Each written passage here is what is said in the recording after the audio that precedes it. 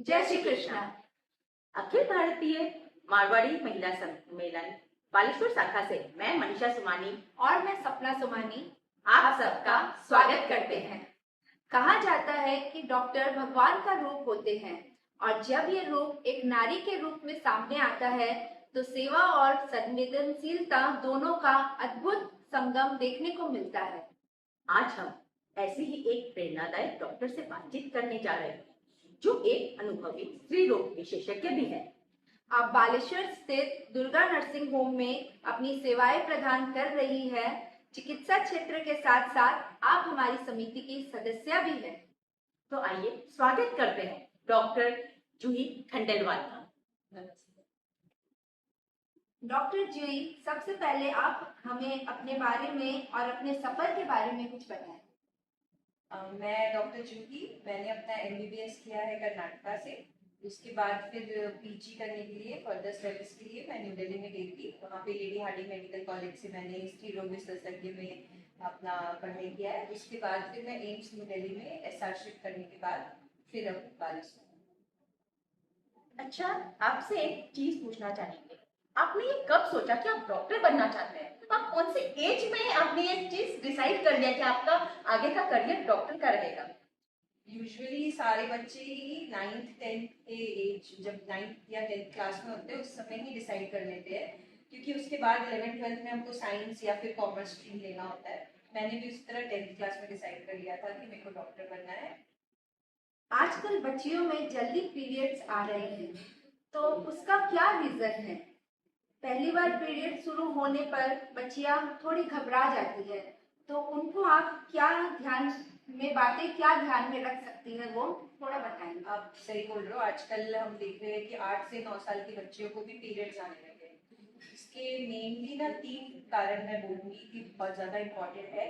पहला है आजकल का डाइट हैबिट और लाइफस्टाइल।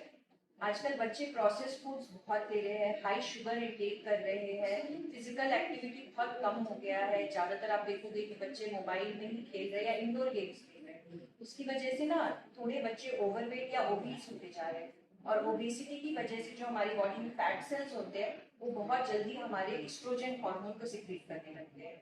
तो इसकी वजह से एक रीजन है कि बहुत जल्दी बच्चे को पीरियड्स आ रहे हैं। सेकेंड है हमारा, जैसे कि मैंने बोला कि स्क्रीन, बहुत ज्यादा स्क्रीन टाइम देने की वजह से हमारे ब्रेन में एक ग्लैंड है जिसको हम पिट्यूटरी ग्लैंड बोलते हैं, वो भी हमारा हार्मोन जल्दी सिक्रीट करने लगता है। तो इसीलिए मैं सब माँ लोगों को ये एडवाइस करूंगी कि आप बच्चों को एटलीस्ट 9-10 साल की एज तक ग्राउंड पे जरूर लेके जाए, उनके साथ फिजिकल एक्टिविटी करें, खेल कूद करें और उनको घर का बना सादा खाना।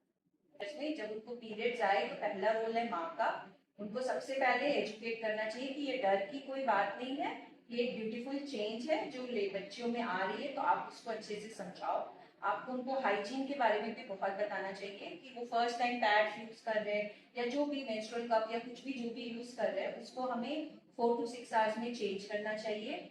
और जो पेन होता है या उसके लिए आप घरेलू उपाय जो हम करते हैं, गर्म पानी से सेक करना, और जो हमारे सीड्स वगैरह होते हैं, फ्लैक्स सीड्स वगैरह, उनको रेगुलर कंजम्पशन करना, उससे भी पेन में बहुत इफेक्ट रहता है। और ये बात हमेशा याद रखनी कि फर्स्ट के 1-2 साल में पीरियड्स थोड़ा इरेगुलर रहता है, कभी 2 महीने में एक बार आ जाए, कभी 1 महीने में आए, या कभी ज्यादा आए कभी कम आए।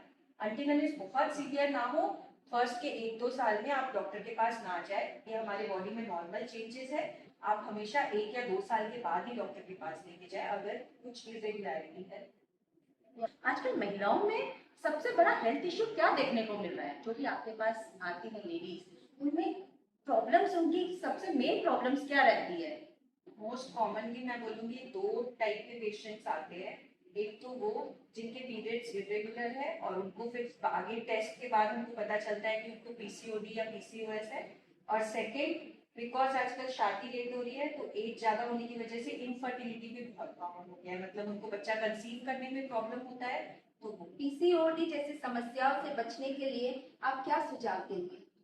PCOD या PCOS जो हम पढ़ते हैं, एक्चुअली में वो एक ऐसी बीमारी है जिसमें हमारा अंडा नाली जो होता है, ओवरी जिसको हम बोलते हैं, उसके अराउंड फैट डिपॉजिट हो जाता है। वो हमें अल्ट्रासाउंड में सिस्ट की तरह दिखता है। तो बेसिकली इसका एम फैट डिपॉजिट जो होता है तो उसकी वजह से हमारी बॉडी में हार्मोन सिक्रीट नहीं होते, हार्मोन इम्बैलेंस हो जाते हैं और पीरियड्स की प्रॉब्लम स्टार्ट हो जाती है।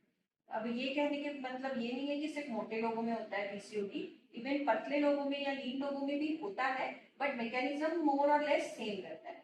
तो इसको बचाने के लिए आपको डेफिनेटली डॉक्टर से मिलकर मेडिसिन तो लेना है, बट साथ में लाइफस्टाइल चेंजेस बहुत जरूरी है। जैसे कि डेली 20 to 25 मिनट्स आपको योगा या एक्सरसाइज करना है। आप वेट लॉस करो या ना करो, बट मेंटल हेल्थ इंपॉर्टेंट है, आपका स्ट्रेस रिड्यूस होगा, उससे भी पीरियड में बहुत हेल्प करता है। एंड सेकेंड, प्रोसेस्ड फूड्स को टोटली स्टॉप करना है। हम जो बाहर का फ्राइड आइटम खा रहे हैं that is harming us a lot. जो हमारा कोल्ड ड्रिंक, सॉफ्ट ड्रिंक्स ये सब ले रहे हैं, वो सब बिल्कुल छोड़ना है। तो पीसीओडी को अगर आपको कंट्रोल करना है तो ये दो चीज करना है, lifestyle maintenance and second yoga exercise.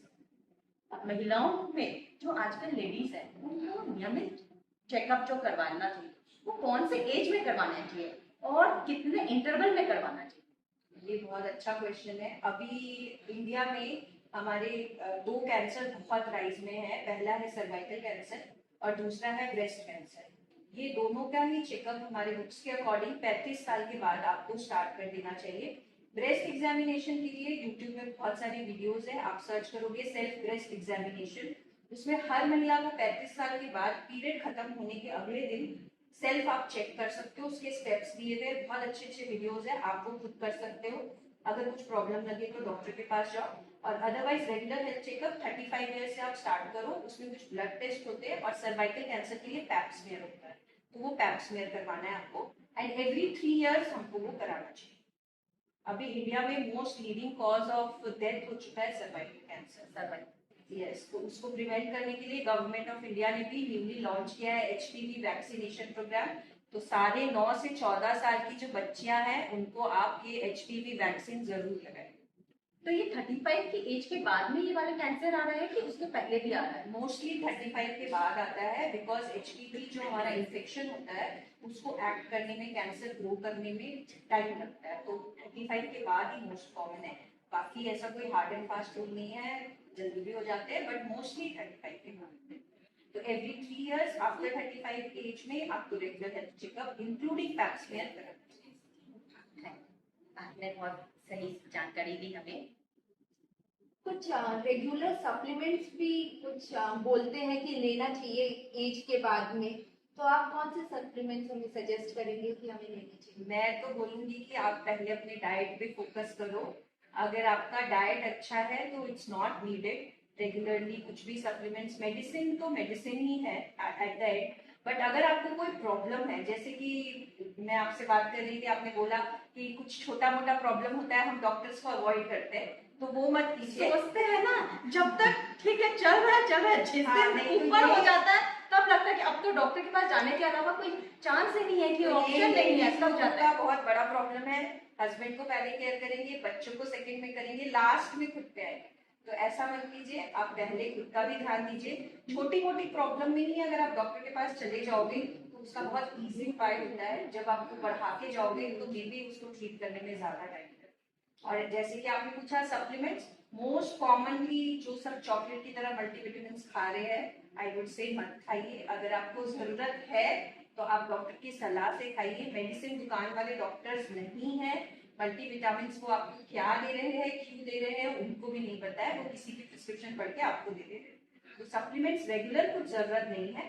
Pregnancy के समय कुछ भी हाई रिस्क है, प्रेगनेंसी के समय पे आप ले सकते हो, मेनोपॉज के बाद आप ले सकते हो क्योंकि हड्डियां थोड़ी कमजोर होती है, या फिर ये हमारे सवाल भी था कि ना मेनोपॉज के टाइम पे बोलते हैं कि कैल्शियम की कमी आ जाती है, तो लगता है डॉक्टर के जाने से पहले खुद ही दवाई ले ले कैल्शियम की और कुछ विटामिन की ले वो आप ले तो मेनोपॉज की बात करें अगर आप, जैसे 40 के बाद का या 45 की एज के बाद में क्या दवाई लेना चाहिए, या डॉक्टर से भी आपसे ही पूछना चाहिए? दवाई तो सेल्फ मेडिकेट तो आप बिल्कुल मत करो।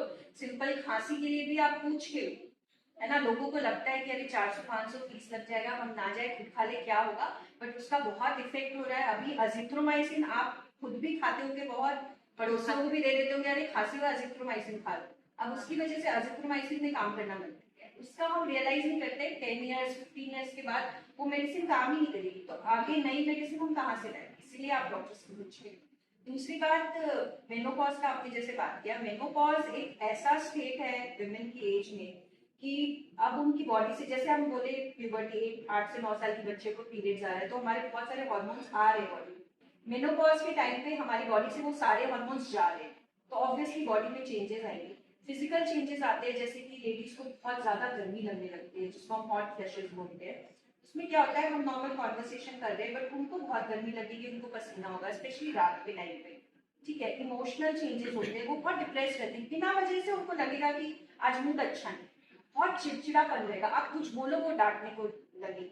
तो वो सब उनके बॉडी के चेंजेस है। और तीसरा, जो एस्ट्रोजन हार्मोन हमारी बॉडी में बंद हो जाता है, उसके बाद हमारे कैल्शियम मतलब बोन्स वीक होने लगती है। इसीलिए मोस्ट कॉमनली मेनोपॉज वुमेन को हम कहते हैं कि आप कैल्शियम सप्लीमेंट्स थोड़ा लो, बट वो नॉर्मल सप्लीमेंट्स जो हम यंग एज लेडीज को देते हैं वो नहीं होता है, वो थोड़ा डिफरेंट होता है, इसलिए आपको डॉक्टर से कंसल्ट करके ही लेना है।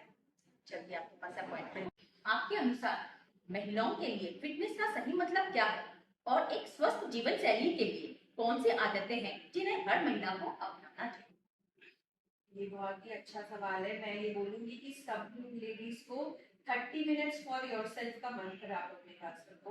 पूरे दिन मेरे को पता है कि आपको फैमिली देखना है, बच्चे देखना है, उनका स्टडीज देखना है, बस सिर्फ हाफ एन आवर आप अपने लिए रखो। अब वो हाफ एन आवर में आप 15 मिनट्स योगा करो, 15 मिनट रिलैक्सेशन करो, कुछ भी करो, but every day make it a habit. आधा घंटा बहुत बड़ा टाइम नहीं है, आप आराम से निकाल सकते हो। सो मत, मोबाइल मत देखो आधा घंटा, बट आधा घंटा खुद के लिए निकालो, और आपको जो भी अच्छा लगे, आपका हॉबीज हो, कुछ भी हो वो करो।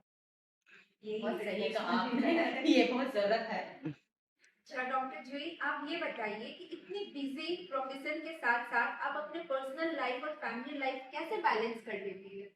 ये तो मैं बोलूंगी कि इसमें सबसे बड़ा सपोर्ट होता है फैमिली मेंबर्स का। मेरे फैमिली में मेरी मदर इन लॉ है जो हाउसवाइफ है, तो वो ही पूरे घर को संभालती है हमारे पीछे, क्योंकि मैं, मेरे हस्बैंड, मेरे फादर इन लॉ, हम सब तो सुबह सुबह निकल जाते हैं नर्सिंग, फिर आते हैं शाम को। तो मेरा बच्चा भी है छोटा, तो वो सब मेरी मदर इन लॉ ही देख रही होती है। तो फैमिली का सपोर्ट बहुत इंपॉर्टेंट है। तभी किसी भी लड़की का कोई भी करियर हो, वो तभी आगे बढ़ता है जब कोई फैमिली मेंबर उसके साथ है।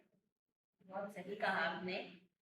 आपने अपने अनुभव और विचार हमारे साथ साझा किए, उसके लिए फिर से धन्यवाद। आपकी बातें निश्चित रूप से हम सभी के लिए प्रेरणा का स्रोत। हम आपके उज्जवल भविष्य की कामना करते हैं। धन्यवाद।